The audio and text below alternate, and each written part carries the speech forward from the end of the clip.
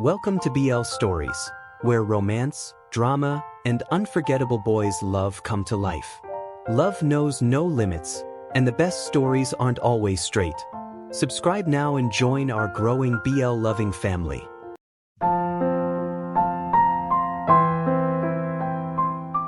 Chapter 36. Riley's POV.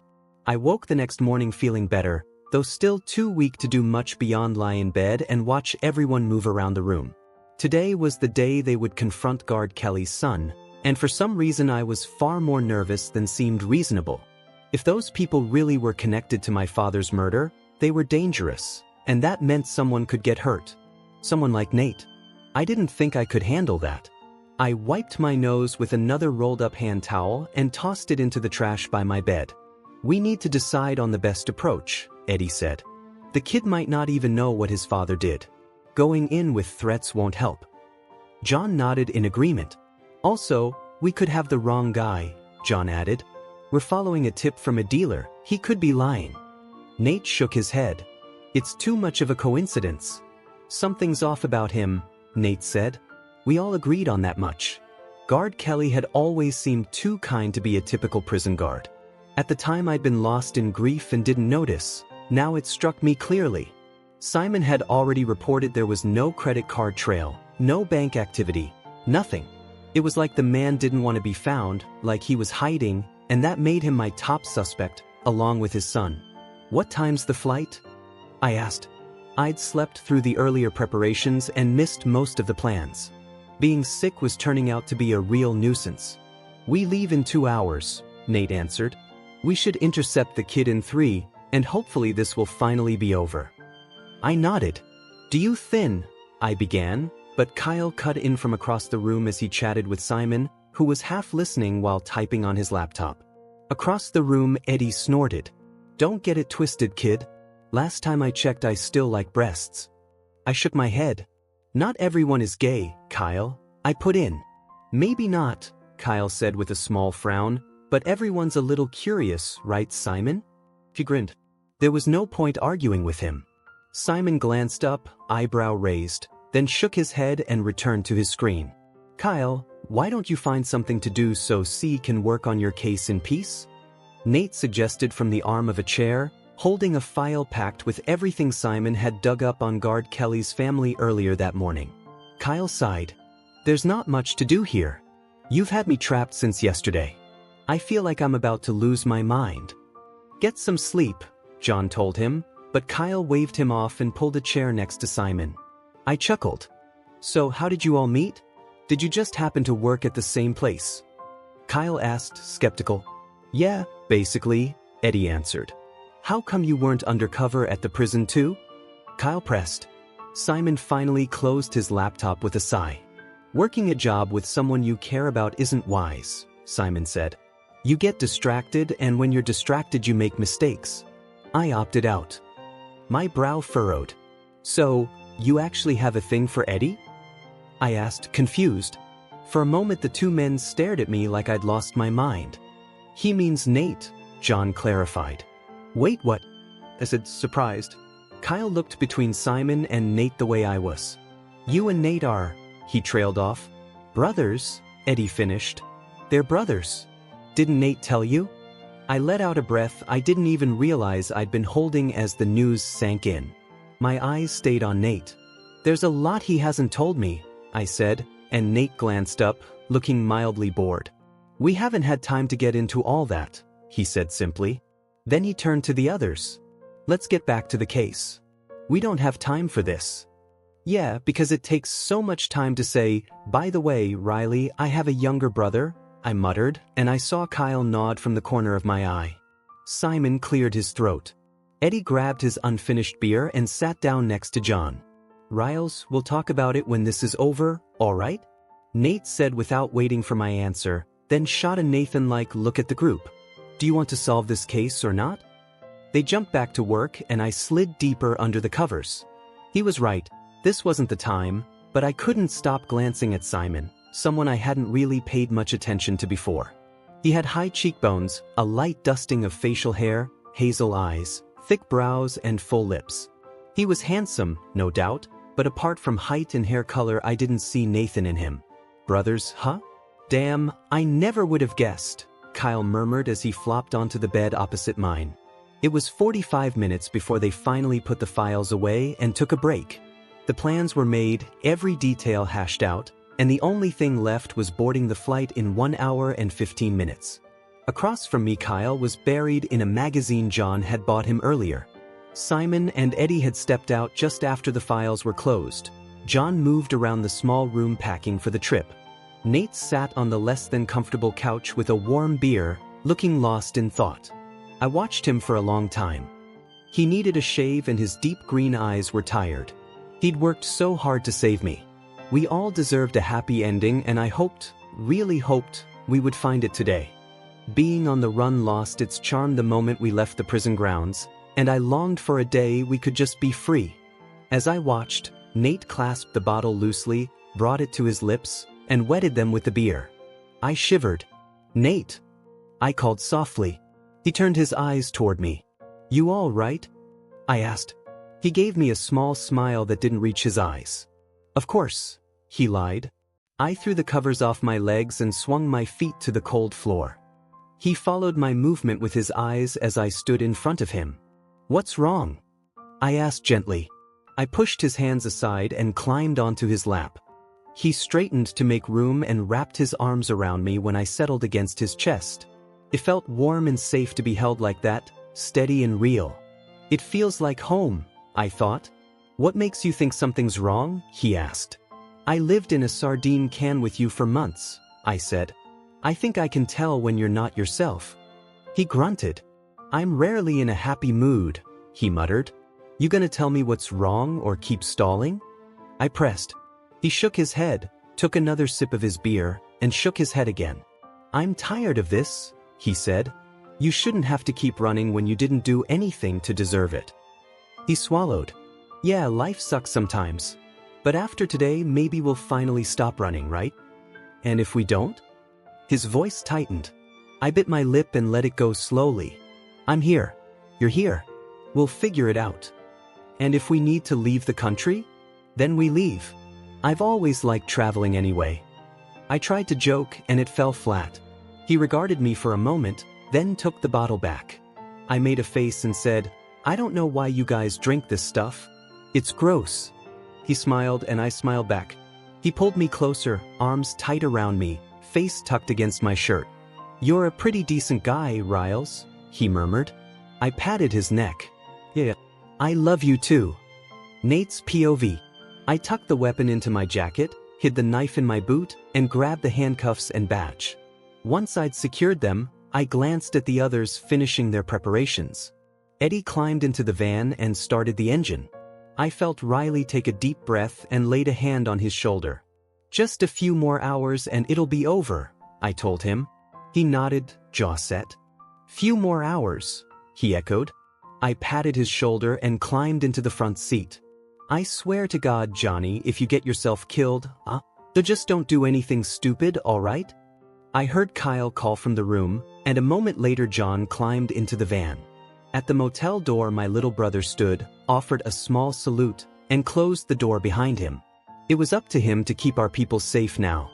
In a few hours we'd be in another state, hunting the people responsible for Joseph Menz's death. Something told me it wouldn't be easy, but for Riley's sake, we'd try. For all of us, we'd try. Chapter 37. John's POV. "No, Kyle, we're not there yet. It'll be at least another 45 minutes. I can't wait until you guys get back.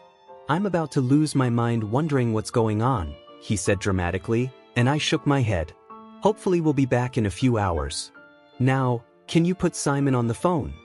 It had been 10 minutes since I'd first called, and somehow, I still hadn't spoken to Simon. Kyle had been holding the line hostage. I sighed, rubbing a hand over my face. "I told you, he's in the shower. I'll give him the phone when he's done. Just hand it to him now." "So, you're fine with me walking in on him like that?" Kyle teased. I didn't answer.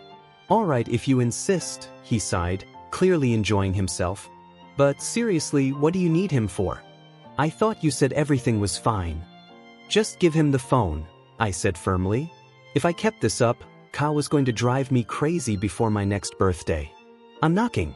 He's the one taking forever to open the door, he muttered, then added, by the way, can you grab me another magazine when you're out? I already finished this one and I'm bored. Finally, Simon's voice came through. I'm here. What's going on? I could still hear Kyle complaining in the background. There's been a slight change of plans, I explained. If we don't get the information we need, we'll bring the son back for questioning. Hopefully, it'll draw Kelly out of hiding. I'll need you to notify the captain as soon as I give you the okay. What about Kyle and Riley? Don't mention them. This is just a precaution. We don't know what we're dealing with, and there's no telling what Kelly might do once we have his son. There was a pause. You do realize if you arrest him and he's innocent, we'll be dealing with a lawsuit? This case is officially closed, John. I know, I said quietly. We'll have to take that risk. Another pause. Then Simon's tone hardened. All right, but for all our sakes, I hope you're right about this. He hung up, and I dropped the phone onto the seat beside me. All right, we're set, I announced. Nate nodded. I turned to the window, watching the scenery pass by. It was easier than thinking about what lay ahead. Kyle was still in trouble, and we had no solid plan to keep him out of prison. Everything depended on the captain's discretion. He was fair, sure, but I hated the idea of leaving Kyle's future in someone else's hands. I leaned my head back against the seat, imagining what might happen if Kyle went back behind bars. His attitude alone would get him into trouble. Just then my phone buzzed, snapping me from the thought. Good luck and be safe. But the message only made the pressure heavier. I had to find a way to keep him safe. I say we intercept him at his dorm, right when he leaves for class, Eddie suggested, his eyes on the road. There's no telling if he'll even be in his dorm, I countered. And there's no telling if he'll show up to class, Eddie argued. He was a straight-A student, Nate added. Graduated second in his class.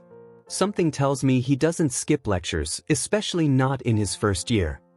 Or we split up, Eddie pushed. One goes to the dorm, two to the classroom. Whoever finds him signals the others. I didn't like the idea at all. We don't know what this kid is capable of. For all we know, he could have people watching him. We stick together. Eddie snorted. I doubt he'll be much of a problem. Maybe, but this could be the guy who played a part in Menza's death. I wouldn't underestimate him, I said firmly. Look, we're trained agents. We've been through worse situations than this. Why make it harder than it needs to be? If it's such a problem, I'll check the dorm and you guys stick to. We're not splitting up, Nate cut in sharply. We already lost you once, Eddie. I'm not letting that happen again. Eddie bristled. So what, you're going to put me on the sidelines every time there's risk? Because I can't work like that, Nate. After this case, I'm out, Nate replied, his voice steady. And something tells me John will be too. I told you about the company I want to start, Private Investigations. I want you to join us. It could. No, Eddie interrupted, and I clenched my jaw. Eddie, listen, I said, trying to keep calm. The job isn't worth your life. At the rate we're going, the only thing waiting at the end of this could be a tombstone. I've worked too hard to give this up, Eddie shot back. We'll cover more ground if we split up. We'll find the kid faster. Nate's tone was like ice. This is still my team, my case, and you'll follow my orders. We stick together. We watch each other's backs and we all come out alive. If you don't like it, I can drop you at the nearest bus stop. That was the end of the argument. When Nate spoke like that, there was no room for debate. Silence fell over the van, and the rest of the drive passed in quiet. We reached the campus. I glanced at the photo in my hand, then at the faces passing by. Still no sign of the kid. Nate scanned the crowd beside me, while Eddie tried to casually ask questions of nearby students. No luck. I'm starting to think maybe Eddie was. There he is, Nate interrupted, nodding ahead. I straightened, following his gaze. Sure enough, there he was. Not so much a kid anymore. Taller now, broad-shouldered, with slicked back hair and dressed sharper than you'd expect from the son of a nurse and a prison guard. His face was still young, cheeks not quite filled out, with faint stubble that looked more accidental than intentional. At first glance, he seemed like an average freshman, maybe even a little awkward.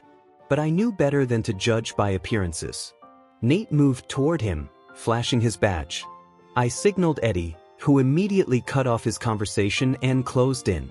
When Nate showed him the photo, the boy, James, looked surprised, even confused. "Yeah, that's my dad," James said, frowning. "But I don't understand. Is he okay?" His eyes widened with concern. "We're investigating the murder of Joseph Menza," Nate explained evenly. "He was killed over a year ago, and an innocent man was convicted. We've officially reopened the case." James blinked. "Okay, but what does that have to do with me?" "You were at a school leaving party last year. June 16th, correct?" James shrugged. "I guess. But I didn't stay long. I'm not really into parties. Everyone signed the yearbook at the door that night. Why didn't you?" He frowned deeper. "I don't know. Maybe I just didn't feel like it. Honestly, I hardly remember that night. Like I said, I wasn't there long. Why are you asking me all these questions?" John's POV. Nate pulled a folded sheet of paper from his jacket and held it up. "It says here you were living with your father back then. Where was he that night?" James frowned. "At home. What is this about? You don't think he's involved, do you?" "He wouldn't." This wasn't getting us anywhere. Either the kid truly didn't know anything, or he was a better actor than he looked. My instinct leaned toward the first option, which wasn't good for us. "Where is your father now?" I asked, shifting the questioning. James shrugged, looking uncomfortable. "How would I know? I'm standing here with you, aren't I?" "Where does he live then?" I pressed. James hesitated. "I don't know. He told me he moved out of the old place a few weeks ago. Said he's staying with friends upstate." "You're telling me you don't know where your own father lives? The man you've spent most of your life with?" "I live in the dorm now. I haven't been home since the semester started. He said he'd give me the new address once he found a place." "When was the last time you saw him?" "Last week. He stopped by to visit." "Look, I'm late for class, okay? I need to." A sharp beep cut him off. All of us glanced toward the sound. It came from James's jacket pocket, where his hand was buried. Nate quickly grabbed his arm and pulled out the phone while James protested. On the screen, a single word glowed in a text message from the number labeled Dad.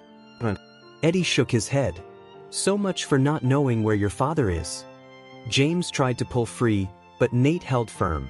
I snatched the phone, dialed the number, and after one ring, someone answered. "James?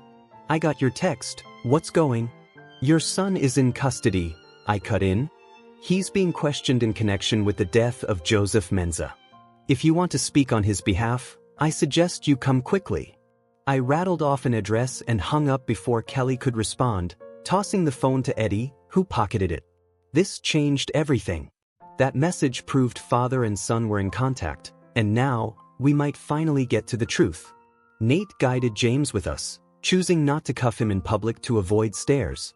Eddie's firm tone was enough to make him cooperate until we reached the car. Once inside, I fastened the cuffs around his wrists. Surprisingly, James didn't look frightened. Instead, his eyes burned with quiet defiance as we pulled out of campus. We would take him across state lines to the precinct for official questioning. Once everything came to light, we'd finally reveal Riley's location. As for Kyle, his fate would take a little longer to settle.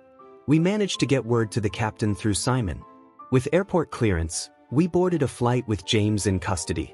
We couldn't formally charge him yet, but maybe we could hold him long enough to learn the truth. By the time we landed, James was subdued, tired, uncertain, but still holding his ground. We picked up Eddie's van from the airport lot and hit the highway toward the precinct. "This is ridiculous. My father's innocent," James said for the 5th time during the trip. "If he's innocent, then why did you warn him?" I countered. Once again, James had no answer. "You can't just drag me across state lines. This has to be illegal. Like you and your father weren't breaking the law when Menza was killed?" I shot back. His jaw tightened. "We didn't do anything. If this goes to court, it'll be thrown out. You practically kidnapped me." The truth was he wasn't wrong. This operation wasn't official, barely even sanctioned by the captain. One wrong move, and it could all blow up in our faces. Later, I called to check in. Kyle picked up Simon's phone on the first ring. "Why do you always have Simon's phone?" I asked. He chuckled. "I was bored. Just borrowing it." This line needs to stay clear. Simon knows that. "It's not like I'm making calls, Johnny." And hey, I answered right away, didn't I? "Give Simon the phone." "Not yet.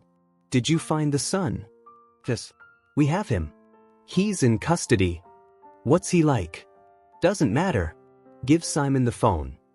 Kyle hesitated, his voice softening. "I miss you. When are you coming back?"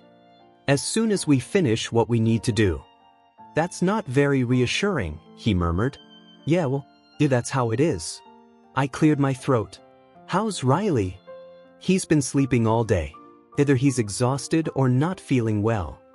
Before I could respond, the van jolted violently. My phone slipped from my hand onto the floor. "What was that?" I exclaimed as Eddie swerved. A black SUV was tailing us, ramming into our vehicle. "Hold on," Nate shouted, pressing the gas. "What's happening?" James's voice cracked with fear as he glanced out the window. The van jerked again, and I strapped on my seatbelt, snatching the phone from the floor. "Kyle, My words cut off when the back window shattered.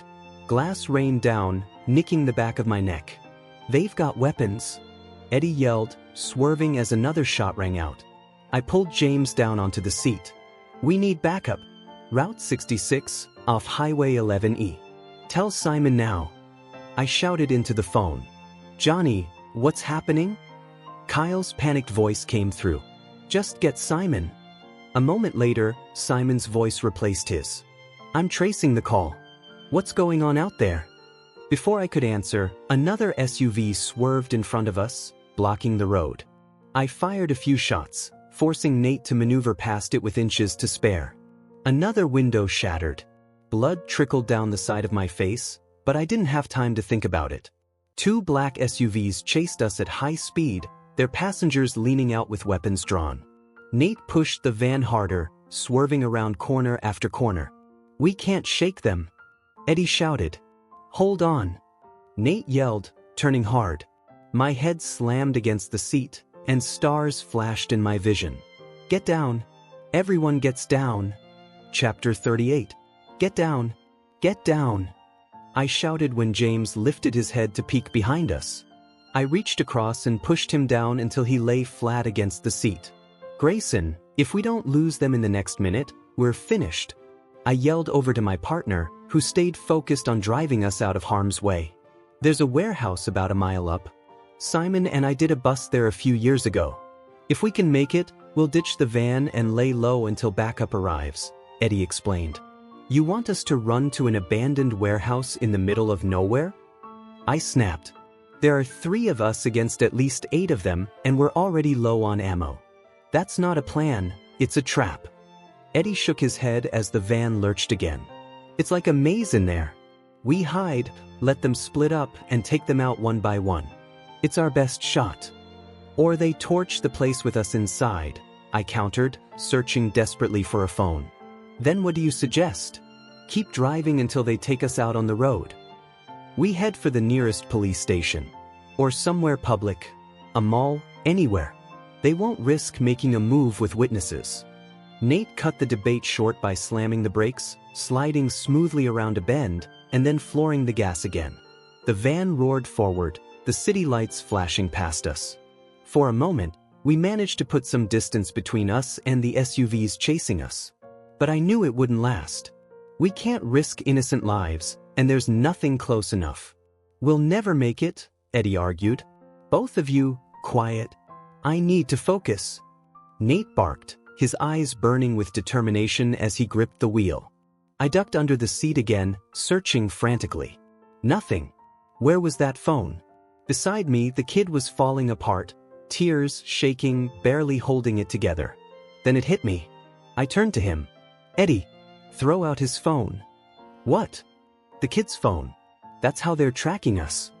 Eddie cursed, dug into James's pocket, and hurled the phone out the shattered window. "You really are something else, kid," he muttered, though James seemed too lost in panic to respond. At least this confirms one thing, Eddie said, resting his weapon on his lap as though we weren't still being hunted. What's that? I asked. We found Menz's killer. I frowned. But why would Kelly send men after us like this? His own kid could get caught in the crossfire. Eddie shrugged. I've stopped trying to make sense of murderers. He turned to Nate. Where to? The van suddenly jolted. A loud pop echoed before the whole vehicle swerved out of control.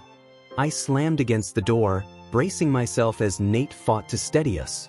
The van slowed sharply. We had blown a tire. I glanced back. The SUVs were gaining fast. Where's that warehouse? Nate growled through clenched teeth. The decision was made. Eddie rattled off directions, guiding us down rough side streets until we veered onto a beaten path. Minutes later, the road behind us was empty. For now, we had shaken them. I ducked under the seat again, my fingers brushing against something wedged under broken glass. I pulled it free, the phone. Quickly, I brushed off the dirt and dialed Simon. He answered on the first ring. John, I've been trying to reach you for 15 minutes. What's happening? I explained everything. Our pursuit, the number of gunmen, the warehouse location. His tone stayed calm, professional, but when I finished, his voice softened. Are any of you hurt? Send an ambulance with backup, just in case, I said. Got it. Now put Nate on. He's a little busy right now, sigh. I'll update you later. Don't hang up, John. Put him on. Anything could happen out there. His voice cracked, then dropped to a plea. Please, let me talk to my brother. I sighed, switched to speaker, and tapped Nate's shoulder. It's Simon. A pause, then Simon's voice came through quieter. Nate. What's up? Backup's coming, right? Nate asked, eyes fixed on the road. I checked behind us, still clear. Yeah. 20, maybe 25 minutes out. But listen, in case something happens. Now isn't the time, sigh, Nate interrupted. I'm sorry. For everything. I need you to know that in case, his words trailed off. Nate's jaw tightened, but he kept his silence. Nate. How's Riley? Nate cut in sharply. I leaned back, watching the brothers' fragile exchange hang in the air like a storm that hadn't broken yet. Left turn up ahead, Eddie instructed from the passenger seat. A sigh came from the other end of the phone. He's fine, still asleep. Wake him up and give him the phone, Nate said firmly. Half a minute later, Riley's voice came on, groggy and confused. Nate? What's going on? I glanced at my partner. A smile spread across his face at the sound of Riley's voice. There was a softness in his eyes, a longing, that made me turn away out of respect. The road was rough, overgrown with vegetation, a reminder that it hadn't been traveled in a long time. Hey Riles. How are you feeling? Nate asked gently. Better, I guess. Just a little tired. Is everything okay? Of course, Nate said quickly. We just hit a little snag. But we'll be back as soon as we can, all right? Good. Did you find Guard Kelly's son? Yeah, we have him here with us.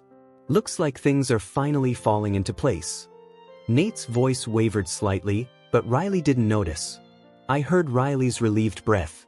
His smile was clear in his voice. Thank God. Just hurry and get back. In the rearview mirror, I caught Nate's expression, uncertainty written across his face. Yeah, of course. I love you, Nate said quietly.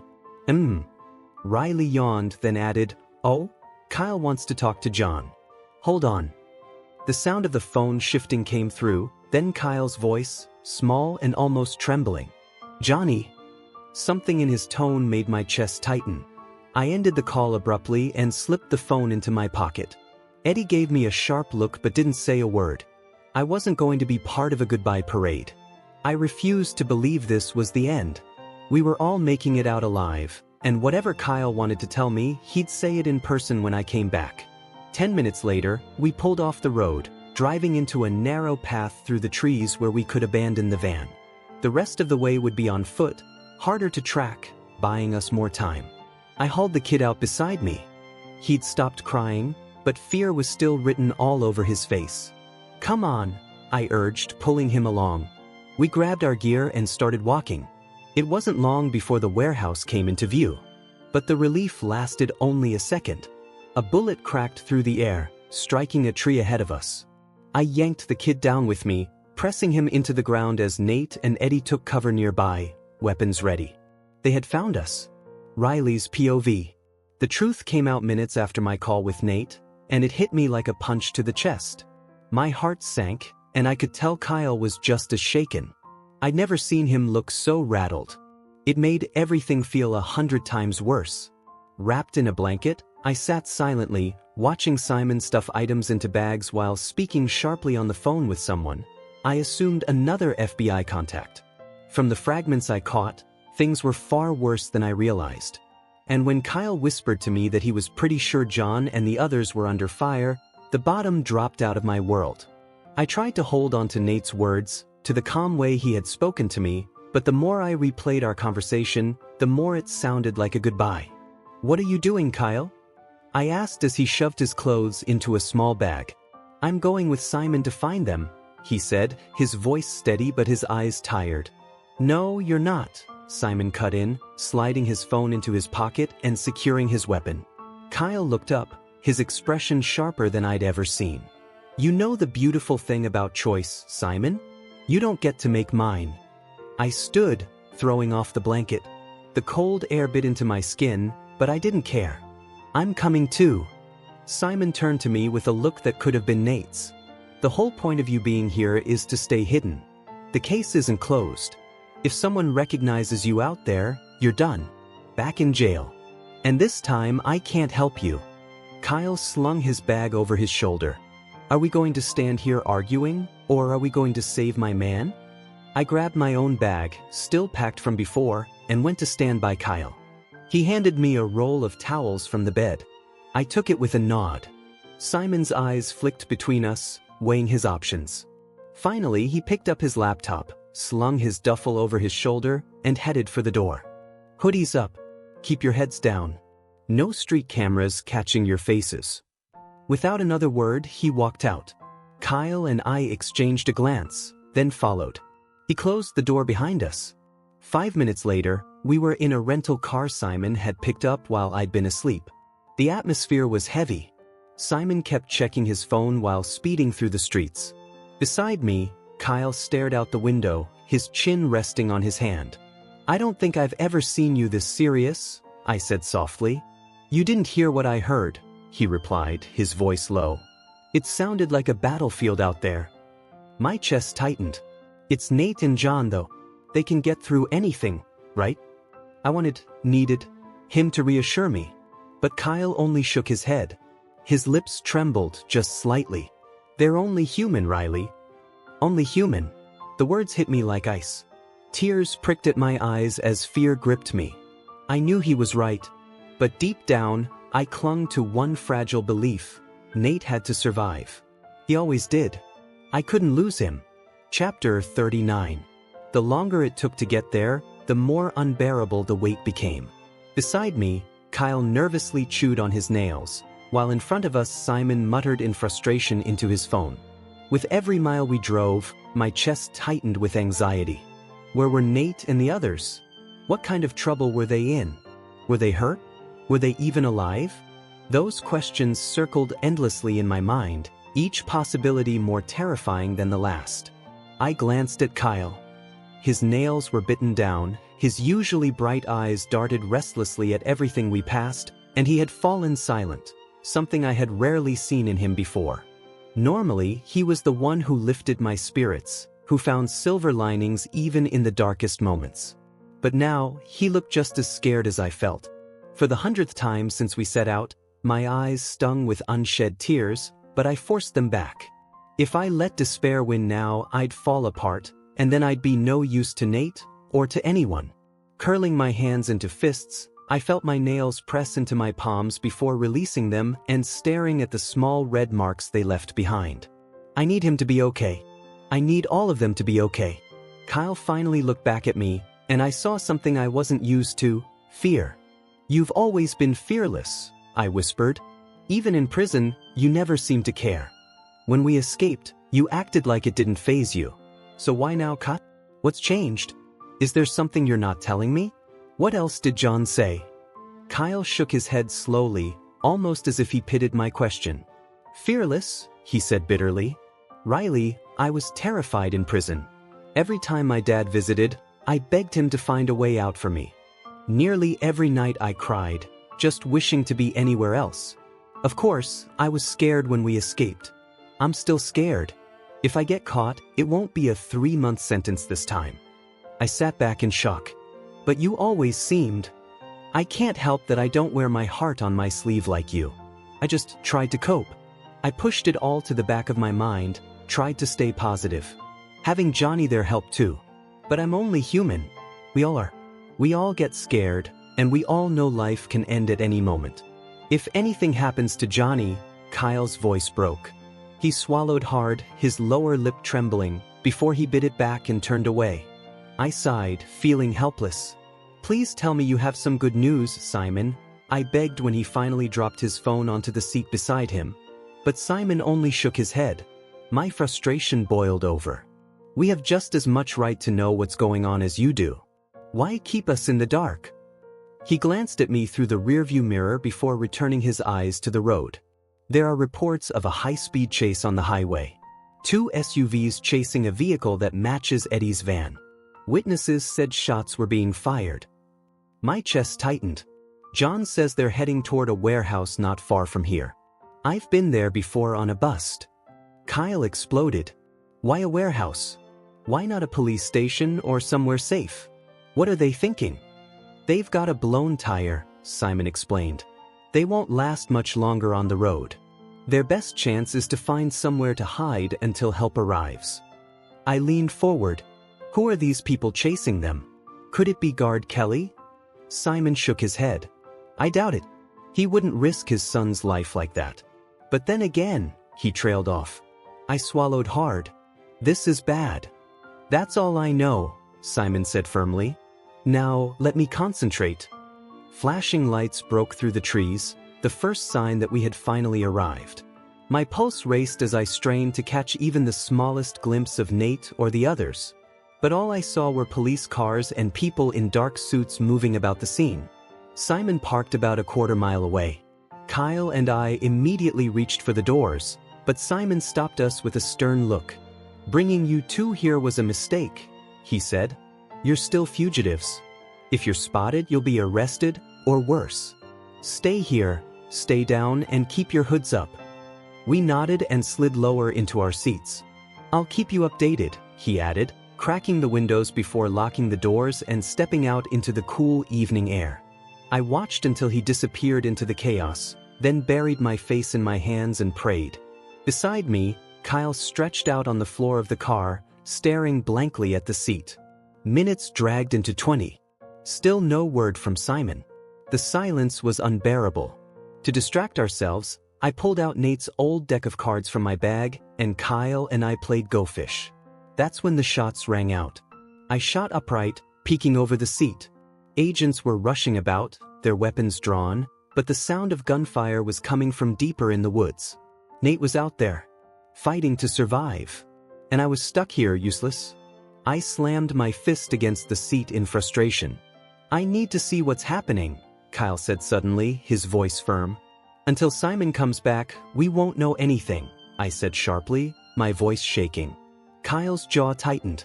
Then I'm going out there. My eyes widened. Don't be ridiculous. If you set one foot out of this car, they'll drag you back to prison, or worse. I'll keep hidden. I'll go through the trees, he argued. They're shooting through the trees, Kyle. I snapped. But he had already pulled the handle, shoving the door open. I grabbed his arm desperately. Don't. Kyle, this is crazy. He pulled away, eyes blazing. No.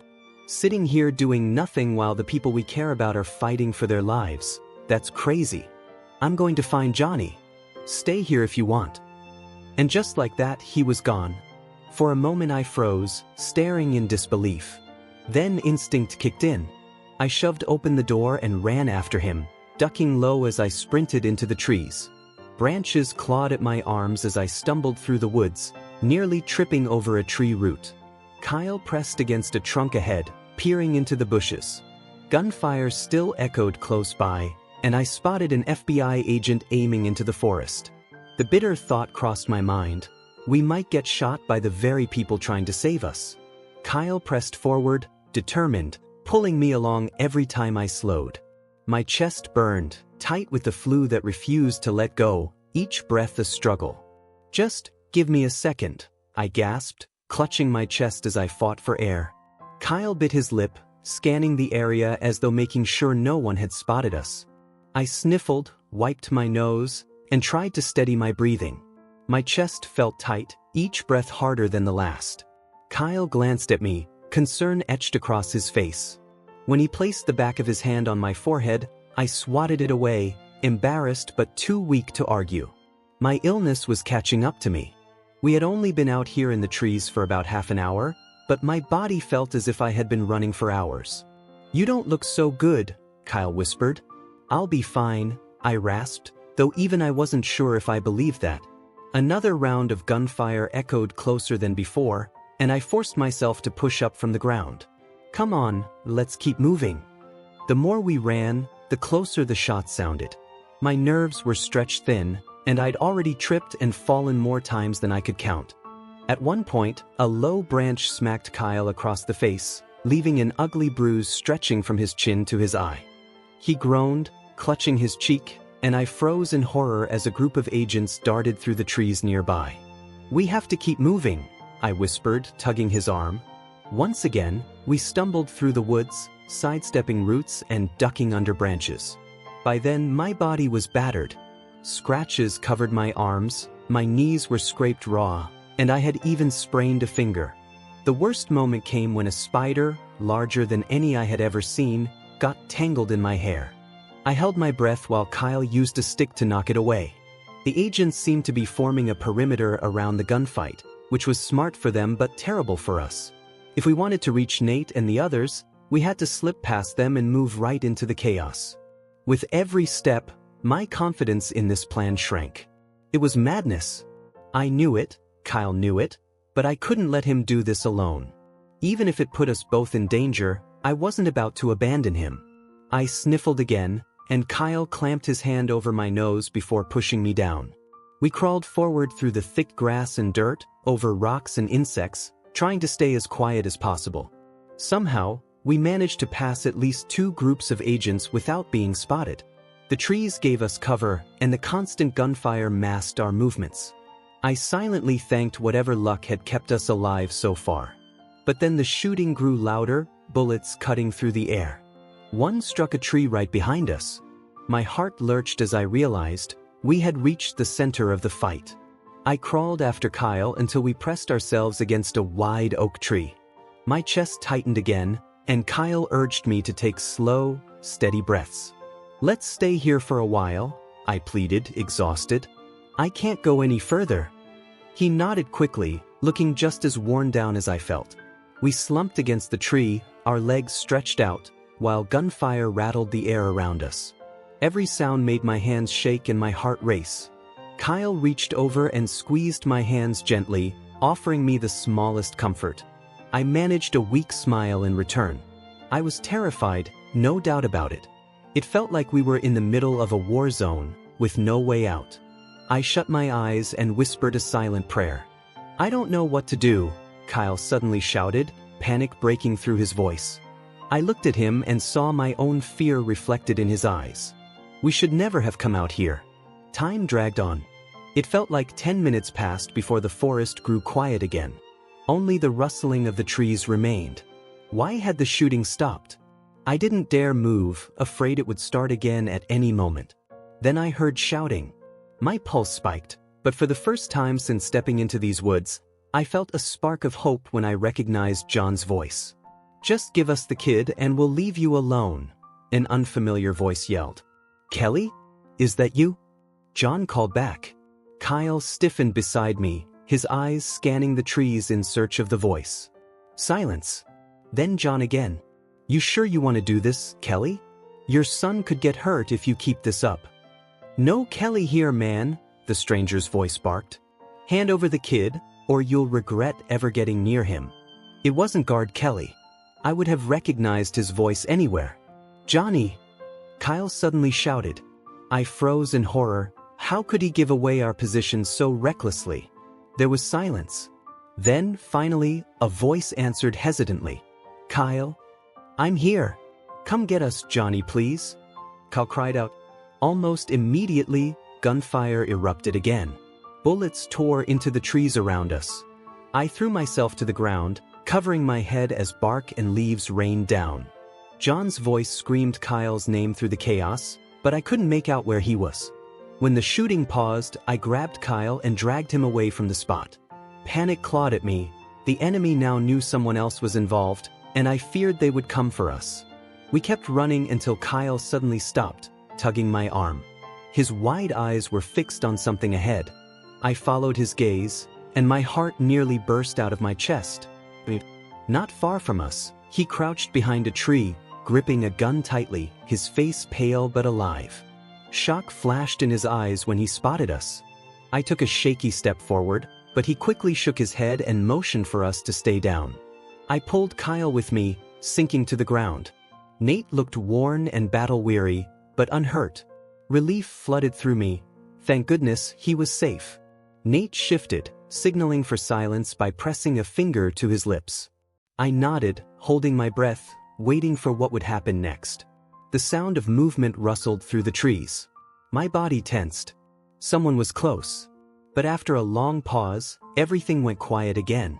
Kyle and I straightened slowly, pressing our backs against the tree. That was when I felt the itch deep in my throat. My eyes watered as I fought to hold it back, but I couldn't stop it. I broke into a violent coughing fit. The bullets came instantly, slamming into the tree beside us, splintering bark and shredding leaves. I screamed as the air filled with flying debris. Kyle yanked me to the ground, covering me with his body as the forest exploded with chaos again. Twice, I thought I heard my name being shouted through the noise, but all I truly heard was the relentless gunfire and the roar of explosions. Never in my life had I been so completely, utterly terrified. Chapter 40.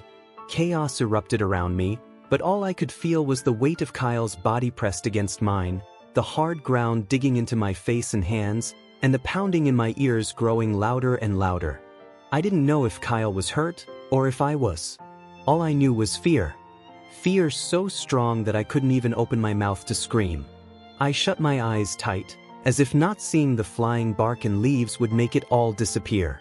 My chest felt like it was in a vice. My nose was running, and I imagined the dampness on my face to be tears. I took a shallow breath, which burned my throat and made my chest ache. Then Kyle shifted above me, and my heart leapt in relief. He was alive. At least, for the moment. A sharp cry tore from his lips, and suddenly his weight was gone. Before I could react, strong hands grabbed me and yanked me from the ground. "Come on. Stay low and run." Nate's voice cut through the chaos. He shoved me and Kyle forward, urging us in the direction he wanted us to go. I stumbled, glancing back just to make sure he was still behind us, my chest screaming in protest with every step. Shots cracked through the air, branches splintering, bullets hissing past too close for comfort. But with Nate's urgent voice pushing me on, I kept moving, head down, bent at the waist, running as fast as my body allowed. Twice I fell, my already scraped knee tearing open again, warm blood running down my leg. But I forced myself up, driven by sheer survival. The gunfire began to fade behind us, replaced by the pounding of my heart and the sound of our feet pounding the earth. When I finally looked up, I spotted Eddie crouched behind a tree, and further ahead, John with another man I couldn't recognize. The third time I tripped, it was over something cold and unmoving. I slapped a hand over my mouth to stifle a scream when I realized it was a man, lifeless, with a wound to the head. My stomach churned, bile rising. Nate searched the body quickly, pulling a silver gun from the man's waistband before urging us forward again. Kyle was gasping beside me, managing to dodge roots and rocks, while I struggled more with each step. My chest tightened until it felt impossible to breathe. Tingling spread to my fingertips, dark spots flashing across my vision. My body gave out, and I slid down against a tree, clutching at my chest in panic. Nate grabbed for me, trying to pull me up, but I shoved him back, desperate for air. Go to Eddie, he shouted to Kyle. Without hesitation, Kyle took off. Riley, we can't stay here. Nate crouched in front of me, his voice urgent but faint in my ears. Can't breathe, I gasped, tugging at my shirt as if that would help. Nate caught my hands, forcing me to meet his gaze. He pulled me close, holding my face between his palms. Riles, listen to me. Just breathe. I'm here, just breathe. His voice repeated like a lifeline, steady and calm despite the chaos around us. He exaggerated his own breaths, demonstrating, coaxing me to follow. I tried, shaky at first, but with each attempt, the tightness in my chest loosened. Slowly, painfully, air began to fill my lungs again. Tears blurred my vision as relief washed over me. That's it, Nate whispered. You're doing good. Just keep breathing. Minutes passed, and finally, the crushing weight in my chest lifted. Exhausted, I slumped against the tree, closing my eyes for just a moment, wishing I could sink into sleep. You're burning up, Nate muttered, pressing a hand to my forehead. What were you two thinking coming out here? We hitched a ride with Simon, I admitted weakly. Nate groaned in frustration, pinching the bridge of his nose. Of course, why am I not surprised? He stood, scanning the woods. We can't stay here. Come on. I let out a tired breath. Just give me 2 minutes, please. Nate glanced at Eddie and motioned for him and Kyle to move ahead. Then he turned back to me, his expression serious. If we stay here, we're done. Let's go. He hauled me up, wrapping an arm around my waist to support my weight. I leaned into him, every step heavy, but his strength kept me moving. Gunfire still cracked in the distance, growing louder. It meant whoever was chasing us was closing in, but it also meant the agents were finally engaging. At least we weren't completely alone. Through the trees, I spotted a break in the brush. There's a warehouse up ahead, Nate explained. If we can reach it, we'll be safe. I wasn't convinced, but I didn't have the energy to argue. My body ached from illness and exhaustion, fever, chills, sore throat, everything at once, but the thought of safety, even temporary, pushed me forward. The trees finally gave way, and the massive shape of the warehouse loomed ahead, old, towering, foreboding. Up the head, Eddie, Kyle, and the man from before approached the heavy metal doors. Nate cursed under his breath, scanning the area. Where's my backup? He muttered angrily. Maybe they stopped when they heard the gunfire, I offered, trying to defend Simon. But no one was listening. Sliding down against the wall for a moment's rest, I studied the unfamiliar man. Recognition struck. He was guard Kelly's son. A surge of resentment twisted inside me. His family was the reason we were in this mess. Where's Johnny? Kyle asked suddenly. The question froze everyone. Eddie and Nate turned sharply toward the newcomer. Where's John? Nate repeated, his eyes narrowing as he took a slow step forward. The young man backed up, raising his hands. I don't know. He told me to run, so I ran. His voice trembled.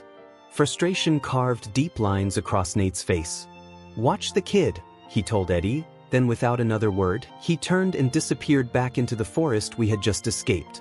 I pushed myself unsteadily to my feet, ready to follow, but Eddie caught my arm, shaking his head firmly. I bit my lip, torn, my eyes fixed on the trees where Nate had vanished. Right then, Eddie bent down and grabbed a rusted metal pole from the ground, turning toward the locked warehouse door. Kyle gasped, and I glanced at him to see him pulling something from his pocket. I almost forgot about this, he said, revealing one of Simon's phones. I hadn't even noticed when he'd pocketed it. Eddie took the phone from him, ruffling Kyle's hair and grinning as he tapped the screen. Kyle, what would we do without you? You call Simon. I'll get the door open, Kyle replied, taking the pole and slamming it against the rusted lock. It didn't budge at first, but he kept striking, determined. Beside me, Eddie held the phone to his ear. Apart from the clunking of the pole, it was quiet enough to hear Simon's voice when he finally answered. We're in. Kyle shouted in delight as the lock finally gave way, clattering to the ground. He pushed the massive doors open, and I exhaled in relief. Eddie ushered us inside, holding the door as if to give the impression it was still locked. Met up with them a few minutes ago. What were you thinking, C? Eddie muttered, leading us further into the warehouse. The place was filthy and smelled faintly of decay. A rat the size of my fist scurried past, making me flinch. I silently hoped we could get through quickly. The warehouse was mostly filled with junk, scraps of metal, broken cups, shattered glass, and every other piece of abandoned clutter imaginable. Light filtered through the dirty central windows, revealing rows of shelves stacked with greasy metal. We've got Edward Kelly. They brought him in 10 minutes ago. Simon's voice came through the phone. I spun to look at Eddie, who looked just as surprised. Wait, he wasn't one of the people shooting at us? No, Simon continued. He showed up at the bureau, saying an FBI agent had taken his son. I connected the dots and had them bring him here. Eddie scratched his head, equally frustrated. So, he's not involved? He asked. I wouldn't say that, Simon replied, then spoke to someone in the background. Forget that. Hurry to the warehouse. We're running low on bullets, and things are going to heat up soon. We'll be there in 5 minutes, and Eddie. Yeah. Nothing, just sit tight. The line went dead, leaving silence in its wake. This is all so messed up, I muttered. Come on, we need to get upstairs, Eddie said. He led the way, clearly familiar with the layout. We found a stairway hidden behind a stack of ripped-up metal. Solid and sturdy, it led us to another large space, even dustier than the first, filled with more places to hide. The air smelled of grease and chemicals, making me wrinkle my nose. What was this place used for? I asked. Scrap metal trade, Eddie explained. At least that's what they advertised. Until we found the drugs in the back room, he added, pointing to a distant door. We moved through aisle after aisle until we stopped in front of a lone shelf in a corner. Eddie pulled it away from the wall, the scraping of metal against concrete loud in the empty space. Behind it was a hidden door. Eddie pried it open, stepping inside, and we followed into another room, about half the size of the first, crowded with more stacks of junk. Downstairs, the scrape of the warehouse doors told us someone was approaching. Eddie motioned for us to crouch behind a large shelf and drew his weapon, moving silently to intercept the visitor. We waited, hearts pounding. 5 minutes later, footsteps approached, and relief washed over me when Eddie returned, John and Nate in tow. Thank God! Kyle and I breathed together. It won't be long before they find this place, John warned, lowering himself to the ground. Nate and Eddie followed, and the 6 of us sat in tense silence, hidden behind shelves and metal stacks. I got hold of Simon. They're 5 minutes out, Eddie announced. Nate's brow furrowed. How? John lost the phone miles back, Nate asked. Eddie smiled faintly at Kyle. I took it from the car before coming for you guys. John nodded, looking just as worn as we felt, seemingly more relieved than angry. Nate settled in front of me, and I gave him a small smile. He returned it, and I felt a bit of comfort amidst the tension. What happened to your face? John asked, taking Kyle's chin to examine the large bruise from his jaw to his eye. The swelling made it clear he'd taken a rough hit. I was attacked by a tree branch, Kyle said, and I couldn't help but grin despite the situation. John shook his head and muttered something under his breath. How are you feeling? Nate asked me. Like I just want to go home, I admitted, and Kyle nodded from the corner of my eye. I think it's time we asked James a few questions, Eddie said. The man's eyes widened, uncertain or scared, I couldn't tell. We don't have time, John interrupted. We need to find a place for them to hide until this is over. Nate nodded in agreement, clearly referring to James, Kyle, and me. I shivered at the thought of being separated from Nate again. All right, let's. Nate began, pushing himself up, when the scrape of the warehouse doors downstairs interrupted him. Too late, John hissed. I nervously licked my dry lips. John checked his gun. Empty. One by one, Eddie and Nate did the same.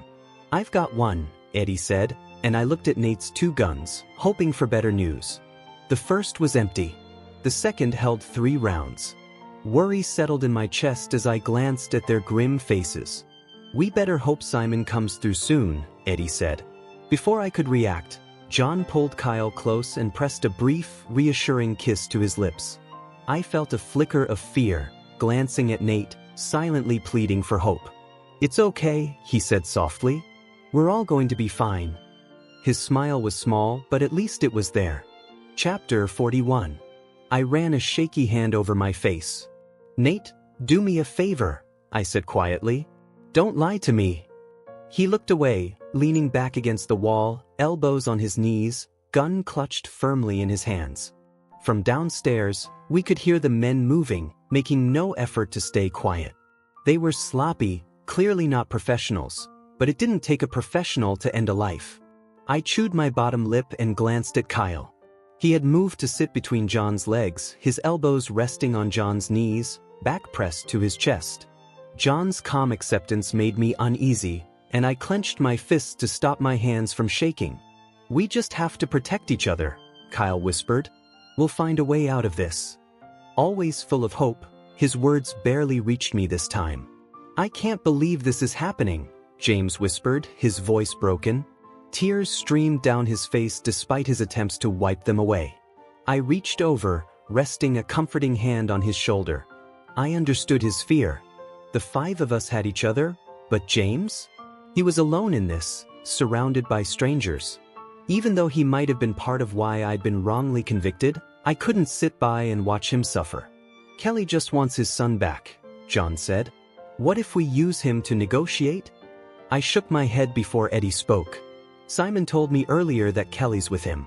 He's not involved in this. If he is, he's a terrible person for putting his kid in the middle of it, Eddie finished. Nate muttered under his breath. It's just one storm after another, John said dryly. Who are these people? Best eyes white. Tell me, because I know too much, James whispered. We all turned to him, alert. What do you mean? What do you know? Eddie asked, voice sharp. James shook his head, taking a shaky breath. I know about another deep breath. The drugs, the people they killed, the guards, everything. But they forced my dad to do it.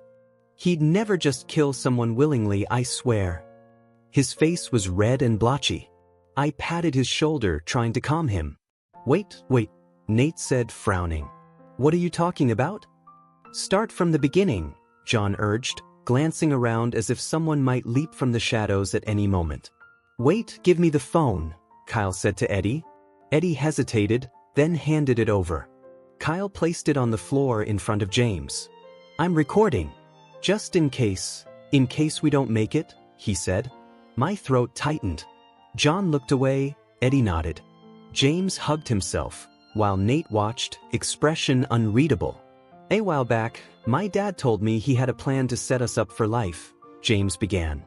I got a scholarship, but he wanted me to go to college without working, but we didn't have that money.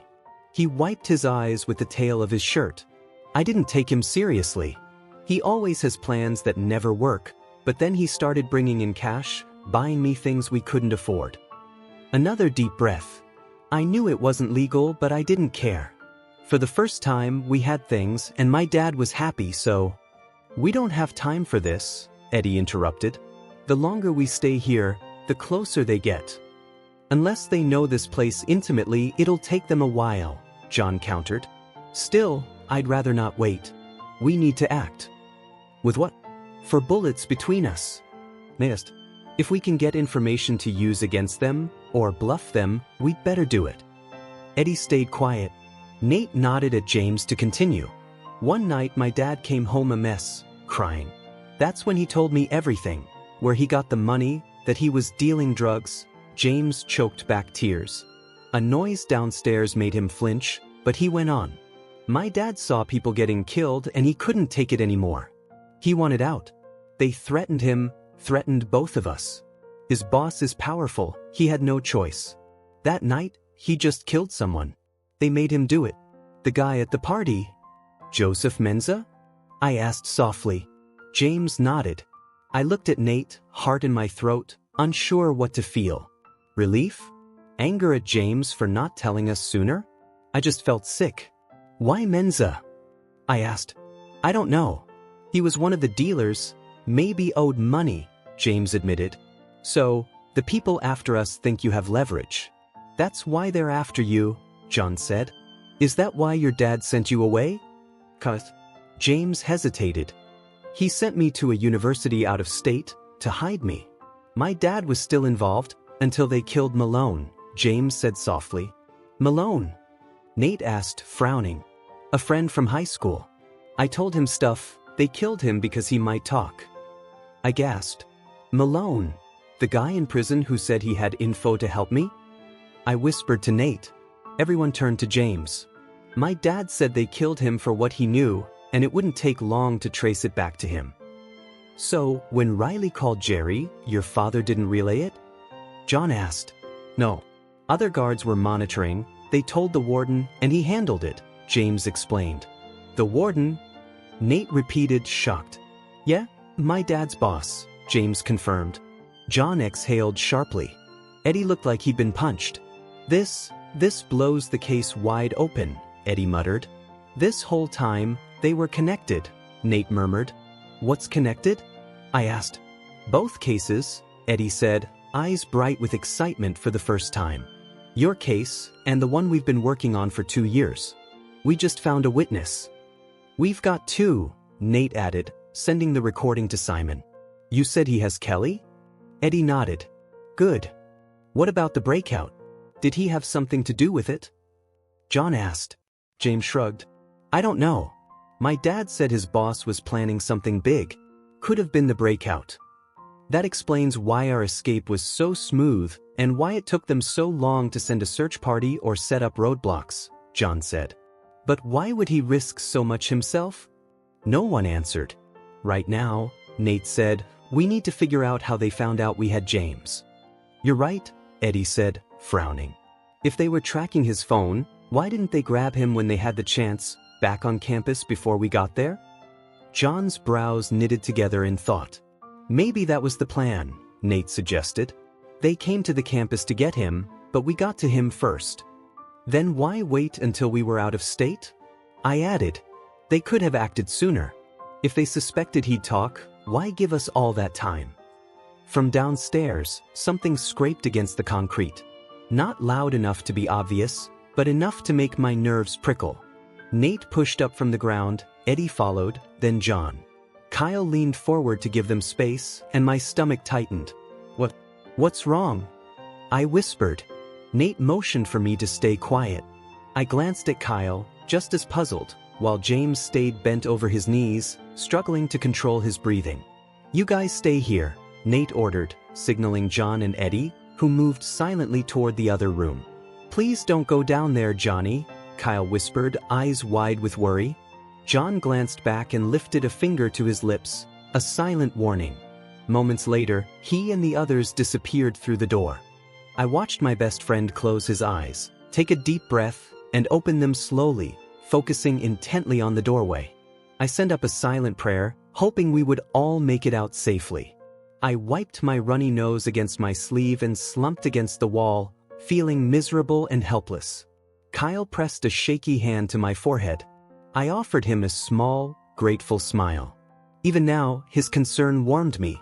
I've got a bad feeling about this, Riley, he said, pulling his hand away. You were just saying we'd be okay if we protected each other. What changed? I asked. He bit his lip. I don't know, something feels wrong, he said, then pushed up from the floor and crawled toward the other room. I followed immediately, afraid he might do something reckless. When he stopped at the doorway, I grabbed his arm. Don't, Kyle, I warned. I'm not. John would kill me if I followed them, he said, though I could see the inner struggle on his face. I kept my hand on his, just in case. The scraping downstairs continued, metal sliding along concrete, but there were no footsteps, no voices. My nerves rattled with every sound. Through the cracks in the doorway, I could barely make out the dimly lit space beyond. No one was moving, or maybe they were hidden behind the endless stacks of metal. The thought that they'd already gone downstairs made my chest tighten. I wanted them safe, up here with Kyle and me. A faint wail of sirens in the distance made me rock back on my heels, clutching my chest in relief. Kyle glanced at me, hopeful, and I tiptoed back to our spot near the small window. It was useless. The windows were coated with dirt and dust, barely letting in light. From downstairs came scurrying, an unfamiliar shout, and then the crash of something hitting the floor. The scraping grew louder, then abruptly stopped. Shouts, a curse, and pounding feet echoed as the sirens grew louder. I ducked instinctively, heart hammering, fighting the urge to scream Nate's name. I took deep breaths, telling myself we'd be okay. Tires squealed outside, and a voice blared from a loudspeaker. Shots rang out sporadically below. I wasn't sure if we were out of bullets or if Nate and the others were forcing the attackers to waste theirs. Suddenly, pounding feet came up the stairs. I dove behind a stack of metal with James and grabbed an empty gun. It offered little protection, but it felt safer in my hands. Kyle joined me in cover, peeking through cracks in the metal. The footsteps grew closer. My heart jumped. I wiped my sweaty palm on my jeans and tried to steady my breathing. James was frozen, too scared to move. Through the cracks, I saw blue jeans, ripped at one knee. Fashion or function? I exhaled and rose to greet him, freezing at the sight of blood on his shirt. "Oh my God, you're hurt!" I exclaimed. "Not my blood," he said, breathless. He pulled his shirt over his head and wrapped it around his fists, then slammed it against the window. Shards flew, and I shielded my eyes. "How many are out there?" I asked, heart racing. "4," he said. "The others are either down or still searching the trees." I blinked. "How many were there to start with?" He ignored me, waving wildly, signaling the agents outside. I approached the window, straining to see. A small red light danced along my arm, moving to my chest, and before I could react, Eddie tackled me to the ground, pulling the useless gun from my hands. "Are you insane? Remember, you're still a fugitive. If the agents see you with a gun, they'll shoot." His voice was fierce. My stomach churned as I imagined how reckless I'd looked. I nodded, shamed, and Eddie pulled me into a crouch. "Keep your head down. Stay away from the windows," he instructed. I obeyed. Downstairs was silent now. Kyle and I crouched near the door, straining to hear. Eddie was back at the window, signaling the agents. "Give it up, DeFox. They've got the place surrounded." Nathan's voice cut through the silence. "DeFox is down there?" I whispered. I pictured the imposing figure from prison, always with his cronies, always so high and mighty. "He was a hotshot in prison, but out here, he's just a thug," Eddie said, running past us and into the next room. Quite returned. No response from DeFox. Outside, the agent's voice continued over the loudspeaker. James remained huddled in his corner, too scared to move. I watched him and felt strangely calm. After everything we'd endured these past months, this felt like another harrowing experience, terrifying, yes, but something we could survive. I glanced back into the other room and jumped as a loud crash echoed through the building, like something had been slammed through a door. Shouts filled the air, boots pounded the floor, and then gunfire erupted. I covered my ears, my heartbeat loud enough to drown out the chaos. Kyle grabbed me and pulled me away from the open door, slamming it shut. "Oh God, Johnny," he whispered, voice breaking. My mind immediately went to Nate, as it always did, and a heavy weight settled on my shoulders, pressing down with every breath I took. I tried to estimate the risk of any of our friends getting hurt, but I had no idea what they were facing downstairs. In times of high stress, logic often evaporates, leaving only fear. We huddled in our corner, waiting, praying that Nate, John, and Eddie were safe. James sat nearby, crying openly now, his sobs shaking his small frame. Kyle crossed the room and knelt in front of him, speaking softly. I pushed myself up and joined them. And my dad didn't talk to me for a week. That was after my second arrest. The third was a DUI, and the fourth landed me in prison for a hit and run, Kyle said quietly. I listened as if hearing his story for the first time. James continued to cry, but Kyle remained calm.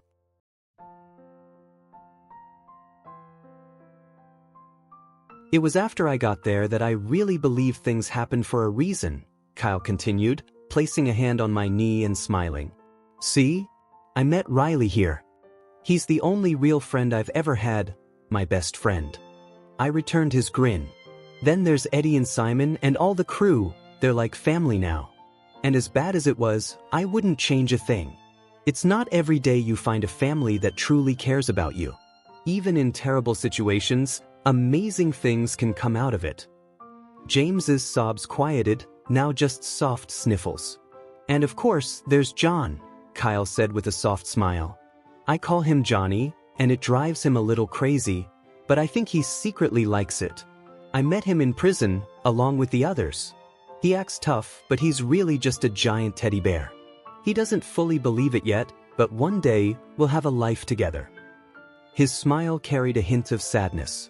James watched him, head resting on his knees. You just have to stay optimistic, things will work out, Kyle finished, eyes bright with determination. Downstairs, chaos still raged, but up here, listening to Kyle, I felt hope and safety. Kyle's right, I whispered. Despite everything, there's been good too. I honestly think we'll get out of this alive. Those 3 guys down there? I stopped as sudden commotion erupted outside the door. Clear, a voice shouted. My heart jumped, and I clutched Kyle's arm. The door creaked open. Nate and John stepped in, and I gasped, rushing forward to grab Nate. My boyfriend, my friend, my anchor. I held him tightly, as if I could somehow pull him into me. It's over now, he said softly. I closed my eyes, letting tears of relief soak his shirt. Come on, Nate said, and I pulled back slightly. An unfamiliar agent was helping James to his feet, gently securing his hands behind his back. He kept his head low, and Nate guided me out of the room with a reassuring hand on my lower back, John and Kyle following behind. Kyle fussed over Nate as if he were a nervous partner, and I smiled. It was over. I couldn't believe it. As we walked, agents moved in and out of the room, checking between stacks of metal and talking into radios. On the ground floor, we passed more agents. Near the exit, a man lay on the floor, unmoving, a pool of blood around him. I guessed he hadn't survived. Another man, D-Fox, was being led outside in handcuffs, limping but furious. I grinned as the sun finally hit my face. Across the way, Eddie spoke quietly with Simon, and for the first time in hours, it felt like a new day, full of possibilities. I should have known it wouldn't be completely smooth. Just as we stepped outside, an agent struggled with a suspect, who twisted free and grabbed the agent's gun. A shout, a single gunshot, and Nate shoved me to the ground. The world felt unreal, the chaos, the pounding feet, and rocks bit into my cheek as I looked up, heart hammering. I watched as the shooter was quickly subdued by 2 agents, but it wasn't that made my heart race. No, it was something far worse. I shoved at Nate, who helped me upright, supporting me on shaky legs. When I took a tentative step forward, Nate held me back and I cried out. "Oh God, no," I whispered. A cold tingling ran through my hands and feet as I took in the scene. John, kneeling just a few feet away, holding Kyle, who lay still in his arms. His shirt was stained, and my chest tightened at the sight. Nate allowed me to step closer, only enough for me to see Kyle's pale face. "I need a medic over here," someone shouted, and I felt my knees start to buckle. Nate held me steady as I tried to process it. "Oh God, no," I whispered again over and over, frozen in place. John pressed his hand to Kyle's wound, trying to slow the flow, murmuring softly. "I'm right here, Kyle. Stay with me. Just look at me, okay?" Kyle's weak voice whispered, "It hurts," and my tears fell harder. "I know, baby, I know it hurts. But stay awake, please. Just focus on me," John said, his own voice cracking with emotion. It wasn't like the movies. Kyle didn't make a joke, didn't say anything witty. He simply lay there, tears rolling down his face, his breathing shallow. "Where's the medic?" Nate shouted, panic in his voice. "Cut. Open your eyes for me, baby. Please, Kyle." John pleaded, tears streaming down his face. I sobbed, my heart breaking as I watched them. Finally, the medical team arrived, taking over. They moved quickly, shouting instructions to one another, and John stepped back, his face pale and haunted. I clung to Nate, trembling as he held me close, whispering words meant to soothe, though I felt none of the comfort myself. Once Kyle was stabilized and lifted onto a gurney, he was rushed to the waiting ambulance, sirens wailing. John went with him, and I watched, helpless, until the vehicle disappeared from sight. "Oh God, Nate," I sobbed, and he ran a hand through my hair. "He'll be okay, Riley. He'll be fine. You'll see," he whispered, but neither of us truly knew. All we had was hope. After a long moment, Nate pulled back, his expression serious. "Riley, I need you to listen carefully." I nodded, still half-dazed. "When they take you, don't say anything. Not a word. Understand?" he said firmly. "Take me where?" I asked, confused. "Just, don't speak, okay?" He didn't answer, his gaze fixed ahead. I followed it and saw a man in a suit approaching, an agent at his side. "Chief," Nate greeted him with a nod. "Grayson, and you must be Riley Parker," the chief said, turning to me. Nate nodded for me to acknowledge him, and I mirrored the gesture. The agent stepped forward, secured cuffs around my wrists, and began reading my rights. "Nate," I whispered, panicked, but he shook his head, urging me to stay silent. Helpless, I allowed the agent to guide me away. Seated in the back of the car, I glanced back to see Nate talking quietly with the chief. Not once did he look my way. "Do you understand these rights as I have read them to you?" the agent asked. I nodded, eyes filled with tears. "With these rights in mind, do you wish to speak to me?" he continued. I rested my head against the seat, whispering, "Just leave me alone." The agent shut the door and climbed into the front seat, starting the engine. We didn't move for a moment. I sat, thoughts racing, imagining Kyle and hoping he was okay. My tears fell freely onto the floor of the car, and I didn't try to stop them. Finally, the door opened, and Nate climbed into the passenger seat. He slammed the door, turned to his window, and we were moving.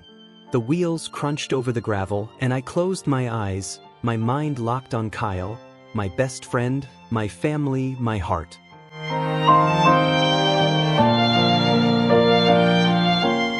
Thanks for listening to today's BL story.